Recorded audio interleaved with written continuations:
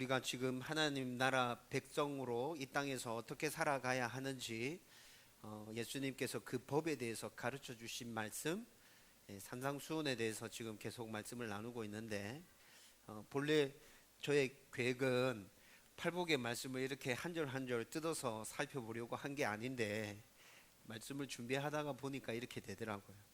그래서 첫 번째 팔복 말씀을 나눌 때 3절 4절 말씀을 함께 나눴잖아요. 그래서 저는 한 3주나 4주에 걸쳐서 팔복의 말씀을 끝내고 산상수훈 전체 말씀을 쭉 살펴보려고 하면 그렇게 가도 시간 좀 많이 걸리겠다 생각했는데, 준비하다 보니까 이렇게 한 절 한 절을 뜯어서 생각하게 되었습니다. 여러분들에게 큰 하나님의 은혜와 깨달음과 또 이 말씀을 붙들고 살아내려고 하는 그 몸부림이 여러분 안에 있었으면 좋겠고, 제가 팔복의 말씀을 시작하면서 여러분들에게 말씀드렸던 것처럼 하나님께서 나에게 주시는 복의 의미가 어떤 것인지, 성경적인 그 복의 의미에 대해서 정확하게 알 수 있었으면 좋겠어요. 말씀을 나누고 난 다음에 뒤에 조금 간략하게 이제 하나님 주시는 복에 대해서 함께 나누고 있는데, 여러분 그 복이 어떤 복인지에 대해서 잘 이해하고 있다면, 간략하지만 그것만이라도 제대로 이해하고 붙들고 있다면 우리의 삶 가운데 하나님께서 주시는 복을 누리면서 우리가 살아갈 수 있게 될 것이라 생각합니다. 세상적인 복을 바라고 소원하지 말고, 여러분 팔복에서 이야기하고 있는 하나님께서 주시겠다 약속하신 그 복을 사모하면서 그 복을 누리며 살아가는 저와 여러분들 되기를 주님의 이름으로 축원드립니다. 여러분 지난주에 우리가 나눈 말씀은 긍휼히 여기는 자에 대한 말씀을 함께 나누었죠. 간단하게 다시 정리하면 성경에서 말씀하신 하나님 나라 백성들 간에 나타내야 하는 긍휼, 그 긍휼이 어떤 긍휼인지에 대해서 말씀해 주셨는데, 보통 우리가 일반적으로 생각하는 긍휼은 불쌍히 여겨 돌봐준다는 의미를 담고 있습니다. 그런데 예수님께서 제자들에게 말씀해 주셨던 그 긍휼히 여기는 자는 이 긍휼보다도 훨씬 더 깊고 넓은 의미를 포함하고 있는, 하나님께서 우리에게 보여주셨던 긍휼에 대해서 말씀해 주셨고, 그렇게 긍휼히 여기는 자가 되라고 말씀해 주셨죠. 여러분 예수님께서 하나님 나라 백성들 간에 또 지켜야 될 그 첫 번째 법으로 긍휼에 대해서 말씀하신 이유도 우리가 한번 살펴봤었습니다. 그때 그 당시에 이스라엘 나라 백성들이 살아가는 그 상황들이, 환경이 긍휼에 대해서는 전혀 생각할 수 없는 그런 상황이었죠. 종교적으로는 율법주의자인 종교 지도자들의 가르침을 받으면서 긍휼보다는 율법이 우선순위에 놓여져 있었고, 정치적 군사적으로는 로마의 지배를 받으면서 긍휼이라는 그 단어의 의미보다는 용기, 힘, 이런 것들이 더 우선시 되어지는 그런 사회 분위기 가운데서 살아가면서, 긍휼은 눈을 닦고 씻고 찾아봐도 사회 가운데서 찾아볼 수 없는 그런 상황이었어요. 그래서 예수님께서 하나님 나라 백성들 간에 서로 살아갈 때 너희들 간에 긍휼히 여기는 그 마음이 있어야 돼 라고 주님께서 첫 번째로 긍휼을 말씀해 주시는 거죠. 여러분, 그리고 이 긍휼은 우리가 이 땅 가운데서 살아가면서 하나님께서 우리에게 보여주셨던 그 긍휼, 우리가 실천하면서 살아갈 수 있나, 또 이런 생각 들기도 하지만, 하나님께서 이미 우리에게 그 긍휼을 보여주셨고 그 긍휼을 입으면서, 그리고 지금도 여전히 그 긍휼 가운데 살아가고 있고 앞으로도 그 긍휼을 누리며 살아갈 우리들은, 우리가 이미 경험한 것이기에 흉내라도 낼 수 있지 않을까. 우리가 그렇게 흉내 내려고 몸부림치는 가운데 하나님의 은혜가 임하면 우리가 주님께서 말씀하신 것처럼 정말 긍휼히 여기는 사람 될 수 있지 않을까. 여러분, 이런 말씀들을 지난주에 쭉 함께 나누면서 최종적으로 긍휼히 여기는 사람은 하나님의 긍휼을 받게 될 것이라고 말씀을 나누었죠. 여러분, 저는 저와 여러분들 가운데 정말 긍휼의 마음이 넘쳐나는 하나님의 사람들 되었으면 좋겠습니다. 우리 사회를 둘러봐도 긍휼이 정말 부족한 상황 가운데 살아가고 있다는 생각이 들거든요. 저와 여러분들 가운데 주님께서 말씀하신 이 긍휼이 넘쳐나서 내 주위에 있는 사람들을 그 긍휼로 품어내고, 그리고 또 하나님께서 나를 긍휼히 여기시는 그것들을 경험하며 또 다른 사람들을 또 더 긍휼히 여기고, 여러분 이것이 선순환이잖아요. 여러분, 이 선순환의 은혜와 복이 저와 여러분들 가운데 넘쳐나게 되기를 주님의 이름으로 축원드립니다. 이제 오늘 말씀을 함께 나누십시다. 오늘은 하나님 나라 백성들 간에 지켜야 할 두 번째 법으로 마음이 청결한 것에 대해서 주님께서 말씀하십니다. 우리 8절 말씀 다시 한번 더 같이 읽어볼까요? 다 같이 읽습니다. 시작. 마음이 청결한 자는 복이 있나니 그들이 하나님을 볼 것이며. 아멘. 마음이 청결한 자, 마음이 깨끗한 사람, 하나님을 볼 것이다, 이렇게 말씀해 주고 있습니다. 여러분, 우리가 지금까지 팔복의 말씀을 쭉 나누면서 여러분 한 가지 한 가지를 말씀하실 때마다 그 단어가 담고 있는 의미들을 이해할 때 정확하게 주님께서 무슨 말을 하고 계시구나라는 것들이 빨리 이해되어졌죠. 오늘 청결하다라는 이 의미도 자세히 살펴봐야 주님께서 우리에게 말씀하시는 것이 무엇인지 빨리 이해할 수 있을 것 같습니다. 여러분, 청결이라는 이 말을 헬라어 원어로 살펴보면 1차적인 의미는 우리가 생각하고 있는 그 의미를 담고 있습니다. 마음에 더러운 것이 없고 마음이 깨끗해야 한다. 청결함 이러면 우리도 깨끗한 거 생각하잖아요.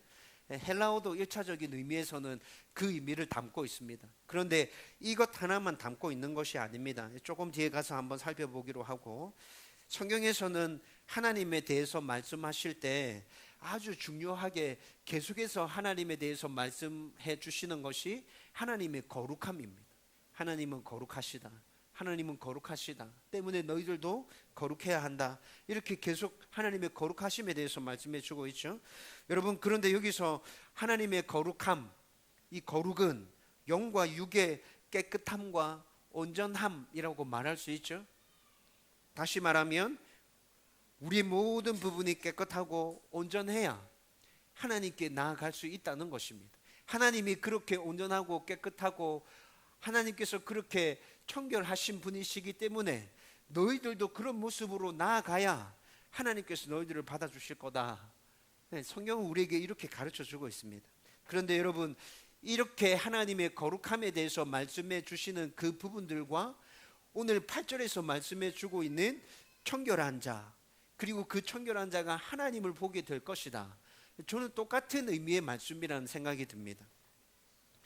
여러분, 그리고 또 구약 성경에서는 이 청결함에 대해서 더 복잡하고 더 깊은 의미를 가지고 우리에게 말씀해 주고 있습니다. 여러분, 구약에서는 청결, 깨끗함의 반대를 부정이라고 말하고 있거든요.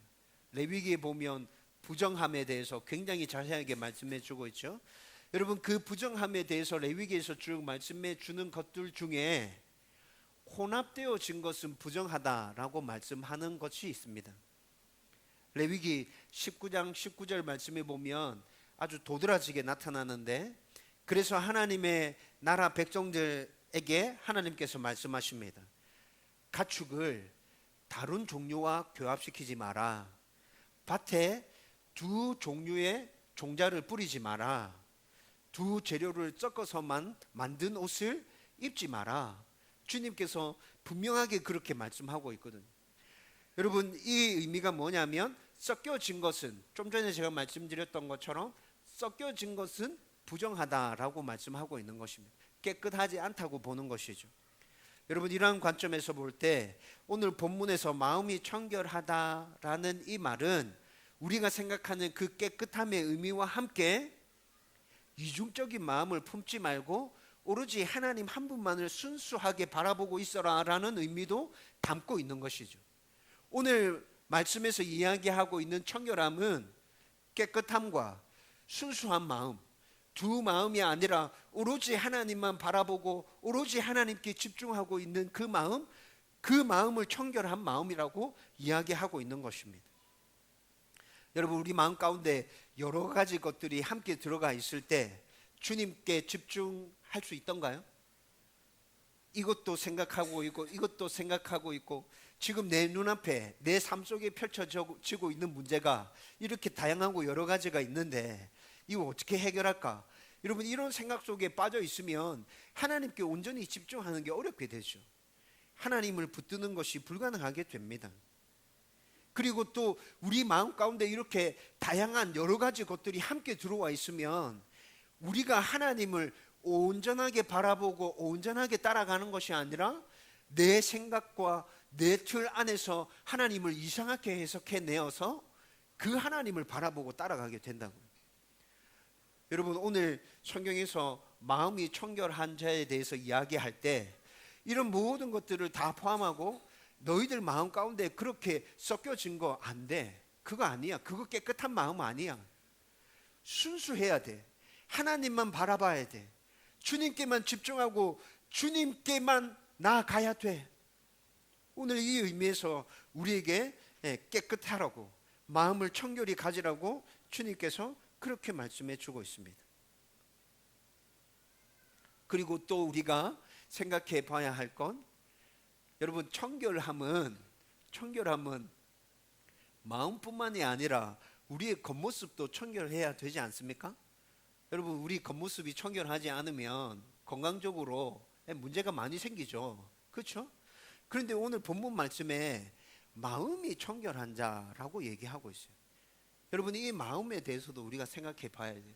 왜 주님께서는 마음이 청결한 자라고 해서 마음을 콕 찍어서 얘기하고 계실까요? 여러분, 주님께서 그냥 괜히 이렇게 얘기하고 있는 것이 아닙니다. 굉장히 깊은 의미가 또 담겨져 있습니다.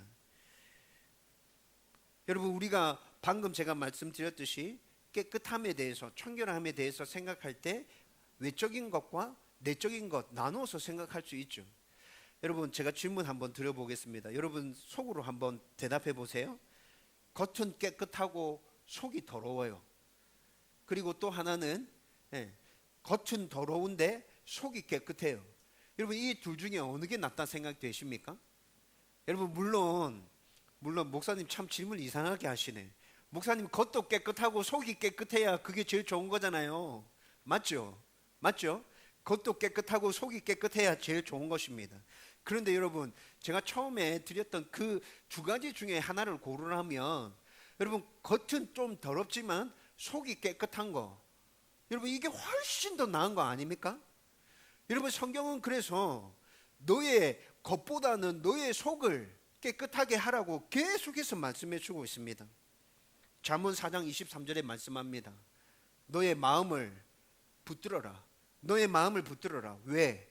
생명의 근원이 거기서부터 나온다. 너의 마음을 꼭 붙들어야 돼. 잠언 4장 23절의 말씀이죠. 여러분, 예수님께서도 말씀합니다. 속에서 나오는 그것이 더러움과 깨끗함을 구분 짓는 것이라고. 속에서 나오는 그것. 마태복음 15장 18절에서 20절 말씀 같이 읽어보십시다. 다 같이 읽겠습니다. 다 같이 읽습니다. 시작. 입에서 나오는 것들은 마음에서 나오나니 이것이야말로 사람을 더럽게 하느니라. 마음에서 나오는 것은 악한 생각과 살인과 간음과 음란과 도적질과 거짓 증거와 회방이니 이런 것들이 사람을 더럽게 하는 것이요 씻지 않은 손으로 먹는 것은 사람을 더럽게 하지 못하느니라. 아멘. 여러분, 예수님께서 왜 이 말씀 하시냐면, 씻지 않은 손으로 식사하는 모습들을 보면서 바리새인들이 정죄했습니다. 왜 당신의 제자들은 손을 씻지 않고 식사합니까? 여러분, 유대인들에게 있어서 식사할 때 손을 씻고 식사하는 것은 율법이었어요. 중요하게 지켜야 되는, 그들에게 있어서 아주 중요한 하나님의 법이었다고요. 성경에서 손 씻고 밥 먹어라 이런 말은 없는데 유대인들은 그렇게 받아들이고 있었어요. 그래서 왜 더러운 손으로 식사합니까? 이렇게 질문했을 때 그 유대인들에게 주셨던 답이 이 말씀입니다. 이 말씀의 의미가 뭡니까? 간략하게 정리하면, 네 속에 들어옴이 있잖아. 그 들어온 것이 입으로 나오는 거고 그게 진짜 들어온 거야. 손 씻지 않고 밥 먹었다고 해서 그게 더러운 것이 아니야. 네 마음을 잘 살펴봐라. 네 마음 안에 들어있는 거 지금 뭐야? 주님께서 지금 이렇게 말씀하고 계시는 거죠. 여러분, 우리 안에 더러움이 담겨져 있으면 겉을 아무리 깨끗하게 치장한다 하더라도 그건 더러운 겁니다. 여러분, 우리 마음이 깨끗하다면 우리의 겉이 더러울 때 물로 씻어내면 됩니다. 그러면 우리의 몸과 마음은 깨끗해지는 것입니다. 여러분, 예수님께서 왜 이 당시에 하나님 나라 백성으로 살려고 하는 자들에게, 하나님 나라 백성인 자들에게 마음이 청결한 자에 대해서 말씀하고 있냐면, 여러분, 이 당시에 율법을 가르쳤던 그 율법주의자들이 모두 다 마음이 더러운 상태에서 것만을 지향하고 있는 사람들이었기 때문에 마음을 강조해서 콕 찍어서 얘기하고 있는 거예요. 여러분, 율법주의자들의 삶이 어떠했는지 우리는 잘 알고 있습니다. 여러분, 그들의 마음 가운데는 정말 더러운 것들이 가득 들어 있었습니다. 율법주의자, 종교 지도자들, 하나님을 믿는다고 말하는 그 사람들 마음 가운데 하나님을 사랑하는 마음이 없었습니다. 그 사람들 마음 가운데 하나님께서 사람을 사랑하라고 말씀해 주셨지만 사람을 사랑하는 마음이 없었습니다. 그들의 마음 가운데 들어있는 온통 가득 채우고 있는 생각은 무엇입니까? 어떻게 하면 율법을 잘 지켜낼 수 있을까? 하나님을 사랑하는 것과 사람을 사랑하는 것과 관계없이 어떻게 하면 613가지의 이 율법을 내 삶 가운데서 100% 온전하게 잘 지켜낼 수 있을까? 여러분, 그 사람들의 마음 가운데는 그거 하나밖에 없습니다. 그래서 율법을 지켜내면서 사람들이 보는 그 눈에는 저 사람 대단한 사람이야, 율법을 완전하게 지켜내고 있어, 어떻게 저렇게 살 수 있을까? 저 사람들은 정말 거룩하고 의로운 사람이야 라고 보이지만 그 율법주의자들 마음 가운데 들어있는 건 뭐라고요? 죄가 그대로 있고요, 자기에 대한 교만함이 그대로 있고요, 하나님을 사랑하는 마음은 눈꼽만큼도 없고요, 사람을 긍휼히 여기고 배려하는 마음은 전혀 찾아볼 수가 없는 거예요. 그래서 주님께서 그 바리새인과 서기관들을 향해서 뭐라 비판하십니까? 독사의 자식들아, 회칠한 무덤아. 여러분, 이게 무슨 말이죠? 독사, 겉으로는 멀쩡해 보이는데 속에 독을 품고 있잖아요. 그 독이 사람을 죽이기도 하고 살리기도 하지 않습니까? 회칠한 무덤은 무슨 의미입니까? 무덤에 겉을 번드르하게 꾸며가지고, 무덤 하면 보통 우리는 혐오감이 좀 들잖아요. 이 당시에 사람들도 무덤 하면 그런 혐오감이 들어서 무덤을 굉장히 예쁘게 잘 꾸몄습니다. 회칠했다는 말은 무덤을 예쁘게 잘 꾸며놨단 말이에요. 그런데 그 무덤 안에 시체는 썩어가고 있죠. 여러분, 무덤을 파헤치면 그 안에서는 썩어가는 시체가 드러나는 겁니다.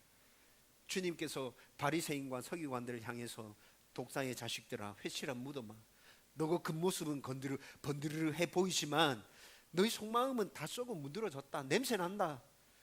너가 어떤 마음 품고 있는지 나는 안다. 그 마음이 바뀌어지지 않는다면 너희들은 구원받을 수가 없어. 주님께서는 지금 그들을 향해서 그렇게 비판하고 있는 것이죠.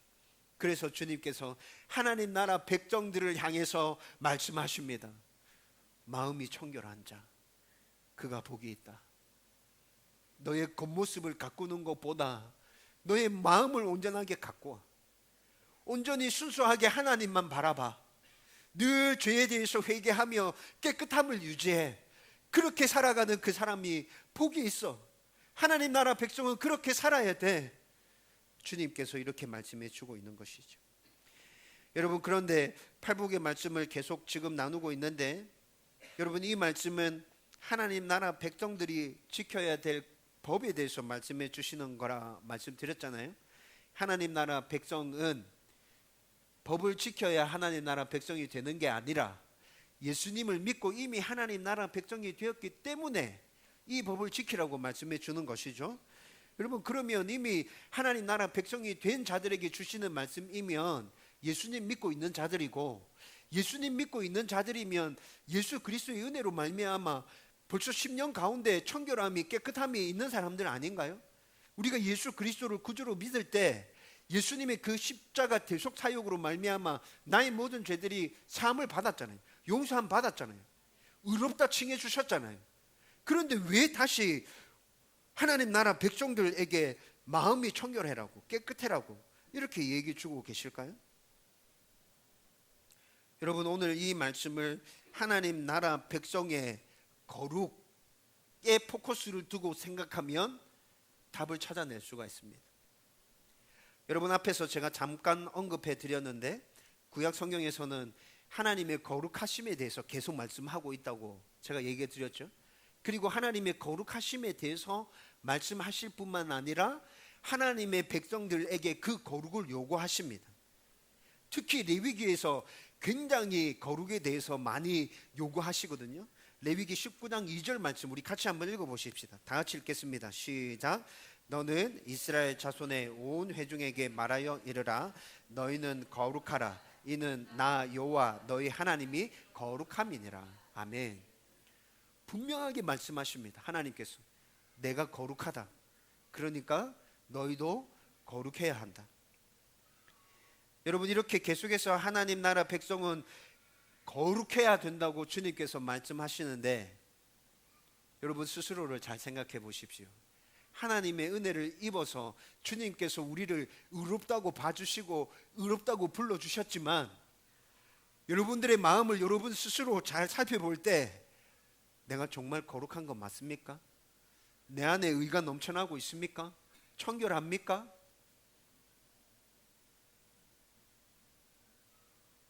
하나님의 은혜로 예수님의 십자가 사역으로 예수님이 나의 구주 되심으로 거룩함의 은혜를 입은 것 분명합니다. 틀림없습니다. 그런데 여러분, 그 은혜를 입은 것으로 우리의 거룩이, 우리의 깨끗함이, 우리의 의가 그냥 그렇게 끝나버리나요? 우리의 삶을 잘 생각해 보세요.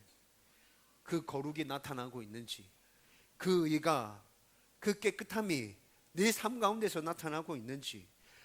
여러분, 모든 그리스도인이 다 똑같을 것입니다. 이 질문 앞에 섰을 때 선뜻 그렇다고 대답할 수 있는 사람 아무도 없고요. 여러분, 이 질문을 받는 것 자체가 부담스럽죠. 생각하기 싫습니다.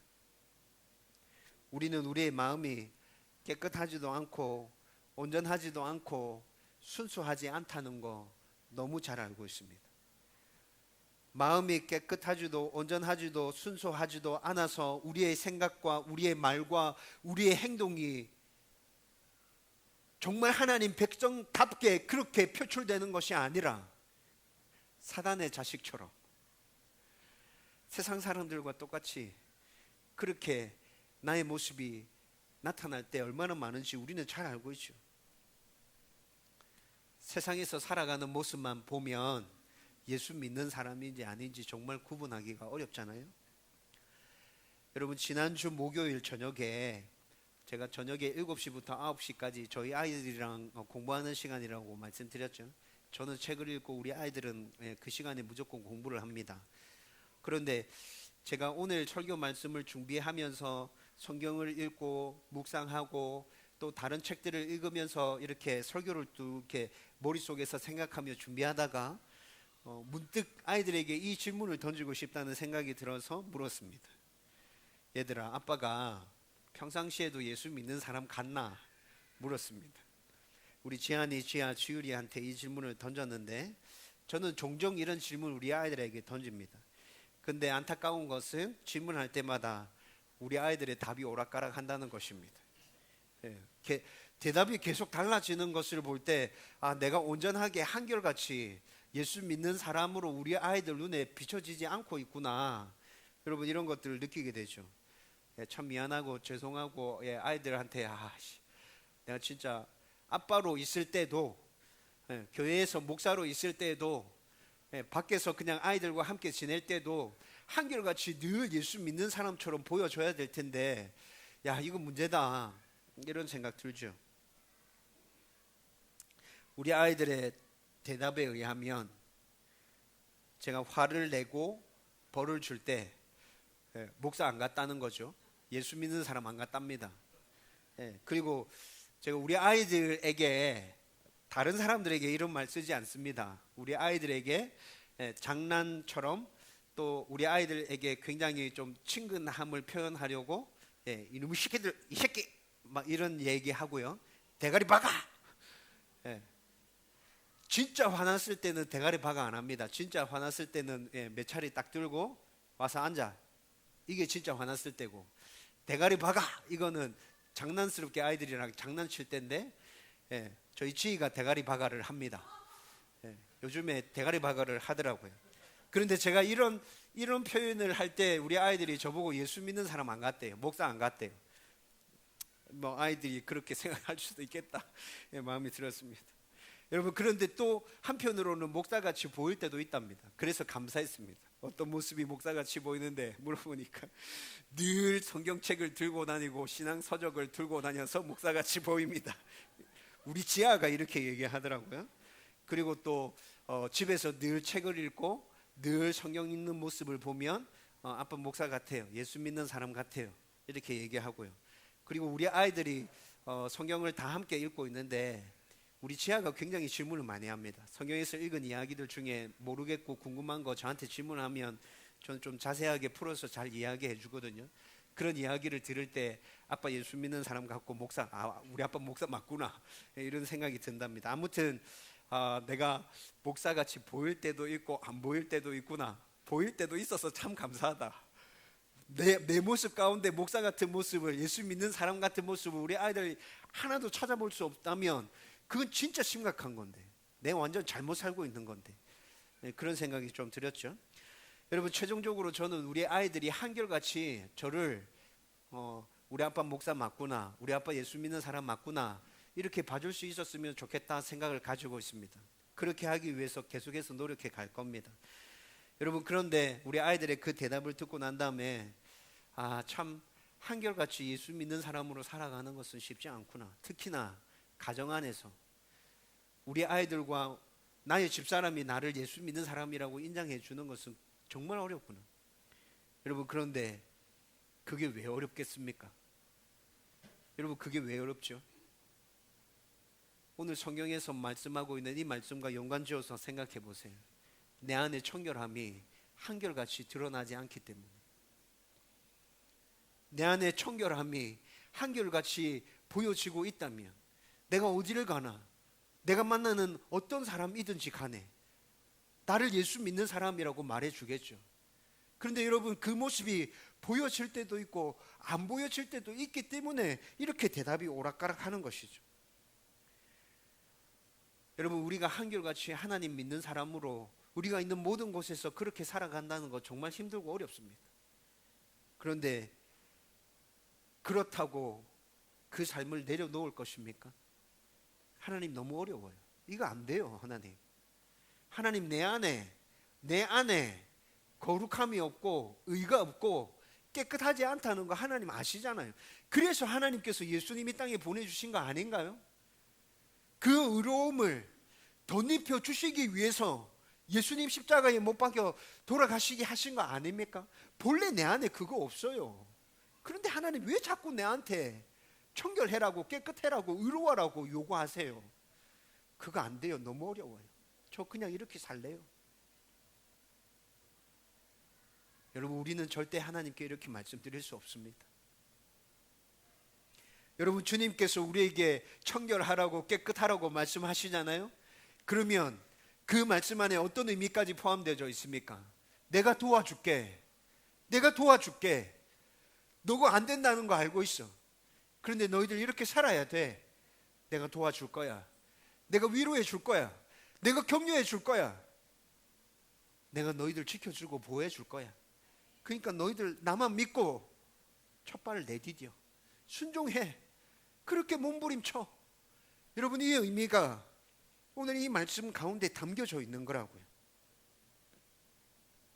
순종하는 자에게 분명히 하나님께서 말씀하십니다.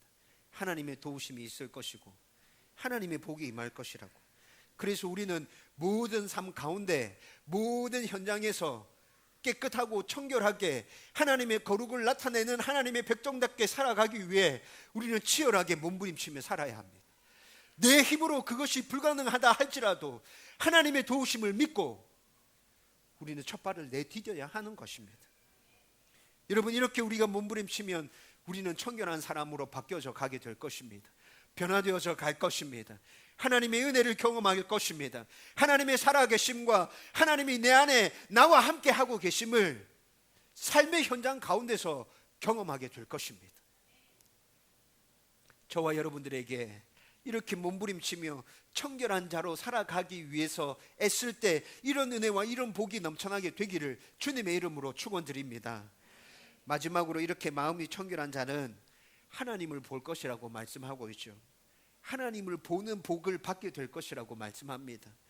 여러분, 아마 모든 그리스도인은 가능하다면 하나님 보고 싶어 할 것입니다. 저 하나님 보고 싶습니다. 가능하다면, 하나님 가능하다면 저에게 한번 하나님을 보여주십시오. 신앙이 어리고 철이 없을 때 이런 기도를 했던 적도 있었습니다.